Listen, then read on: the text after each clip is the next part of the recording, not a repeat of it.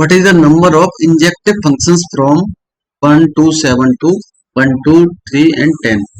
सो यहाँ पर कुछ रूल्स रहते हैं,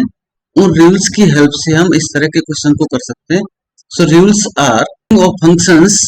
late a and b be any two non-empty sets with cardinality of a is m and b is n,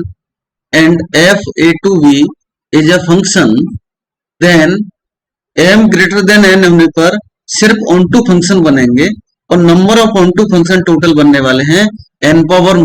m minus nc1 n minus 1 power m plus nc2 n minus 2 power m and minus nc3 n minus 3 power m and plus minus इस तरह से sign यहाँ पर चलता है। Total number of one function यहाँ पर बिल्कुल नहीं बनते हैं और बाइजेक्शन नहीं बनते हैं, ये यहाँ पर कार्डिनलिटी पर डिपेंड करता है। m ग्रेटर देन n होने पर ये 0 0 रहते हैं and m less than n आता है तो यहाँ पर total number of one function बनते हैं npm ओनली। यहाँ पर total number of onto function नहीं बनते, ऑन टू नहीं बन रहा है इसलिए बाइजेक्शन भी नहीं बनता है। सो ये 0 0 बनते हैं एंड अगर यहाँ पर कार्डिनलिटी इक्वल टू होती है m इक्वल टू n तो total number of onto function भी फैक्टोरियल n बनते हैं, total number of one function भी फैक्टोरियल n बनेंगे and total number of bijection भी फैक्टोरियल n बनते हैं।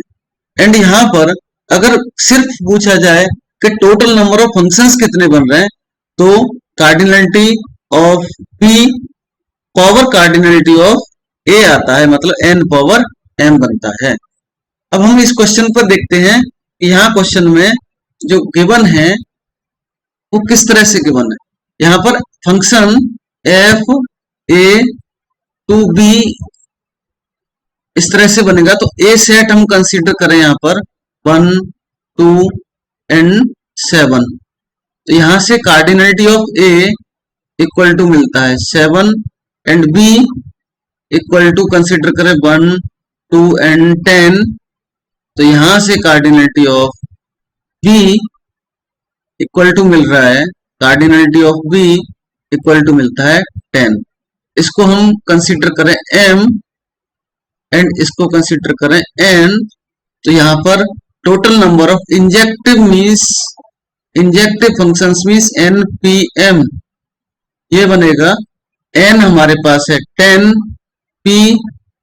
m मींस 7, तो यहाँ पर ये factorial 10 upon factorial 10 minus 7 and this is factorial 10 upon factorial 3। So option 3 correct बनेगा, ऑप्शन 1 2 एंड 4 इनकरेक्ट बन जाएंगे।